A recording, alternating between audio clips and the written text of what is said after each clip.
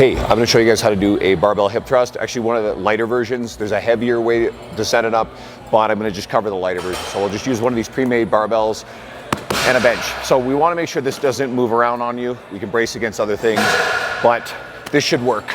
So it's pretty much the most popular glute exercise out there. We should be able to tip this up onto us. There's padding wrapped around the barbell. Bench just slid, so there's part of the problem with it. So it should be resting somewhere on your hips, a little up, a little down, whatever's comfortable. My shoulder blades should be on the bench. This is probably a pretty good position. I just don't want you on your neck. So at the top, where my hips are extended, I want my knees to be about 90 degrees. I want my heel to be directly under the knee. Too far away, too close, you'll start to see some form deviations there. Hands overhand on the bar is a pretty good strategy. And then my head position, I'm actually gonna be looking forward the entire time.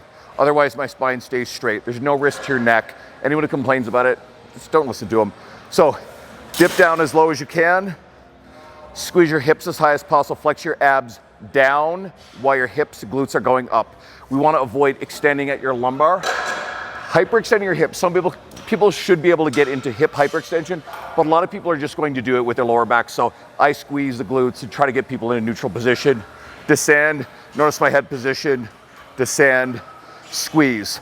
And I like to do this one for high rep totals. That way we don't have to use too crazy heavy weight. It tends to burn and hit the glutes really hard. So sets of 12.